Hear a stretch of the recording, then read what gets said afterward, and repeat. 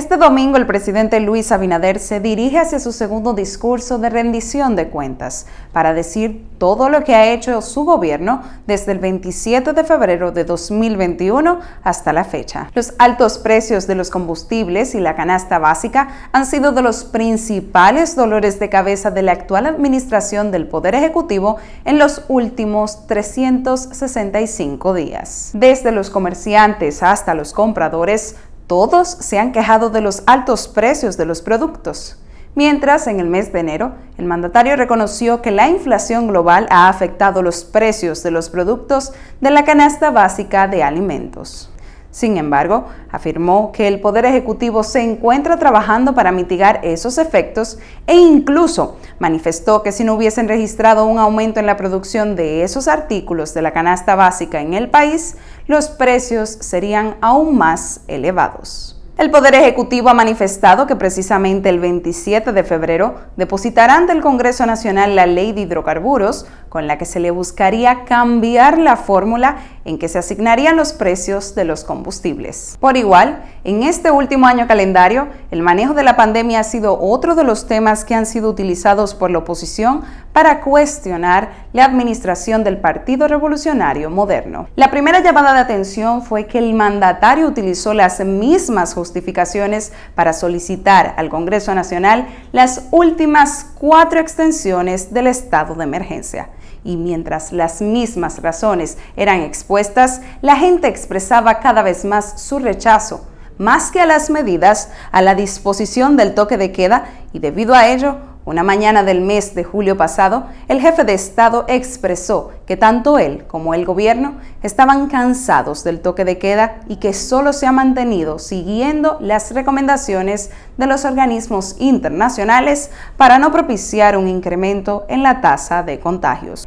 La desescalada consistía en ir levantando el toque de queda en las demarcaciones que alcancen un 70% de su población vacunada completamente contra el coronavirus, es decir, con 2 dosis. Sin embargo, el 11 de octubre, mediante el decreto 622-21, la medida llegó a su fin, sin que se haya alcanzado ese porcentaje propuesto en la mayoría de las provincias. Desde entonces, el presidente ha dicho en múltiples ocasiones que no se volverán a tomar medidas restrictivas como el toque de queda para detener el virus, y recordó que las personas deben de aprender a vivir con él. Esa sensación de libertad llegaría con ciertas limitantes, ya que mientras la población acogía de manera positiva el no tener que lidiar con el toque de queda por primera vez desde mediados de julio del 2020, las autoridades anunciarían que para poder ingresar a espacios públicos o privados de uso público, al igual que en el transporte masivo de pasajeros, las personas debían de presentar su tarjeta de vacunación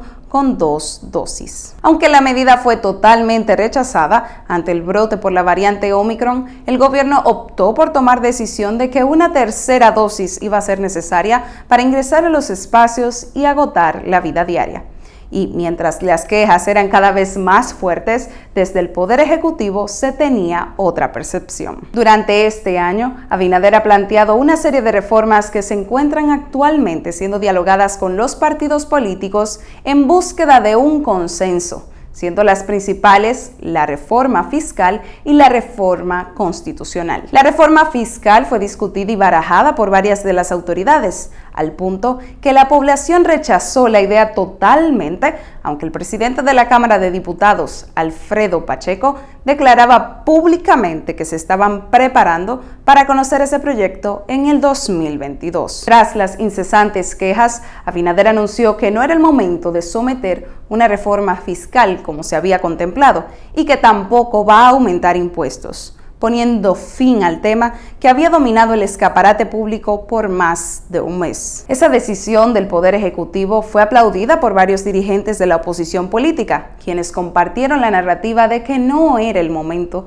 debido a que el país se encuentra en un proceso de recuperación económica tras el embiste de la pandemia del coronavirus COVID-19. Sin embargo, la reforma constitucional tomó el centro de atención cuando a inicios de este mismo mes, el consultor jurídico Antoliano Peralta depositó ante el Consejo Económico y Social, CES, las ideas puntuales acerca de su propuesta para que sea discutida por los diferentes sectores de la sociedad dominicana. La pieza propone la modificación de las atribuciones del Procurador General de la República, comenzando por cambiarle el nombre a Fiscal General, además de delimitar que los aspirantes a componer la Junta Central Electoral y las altas cortes no aparezcan en el padrón de ningún partido político en los 5 años previos a su escogencia y unificar las elecciones presidenciales y congresuales con las municipales, para que las mismas sean celebradas el tercer domingo del mes de mayo del año electoral. Mientras, el ministro administrativo de la Presidencia y presidente del PRM, José Ignacio Paliza,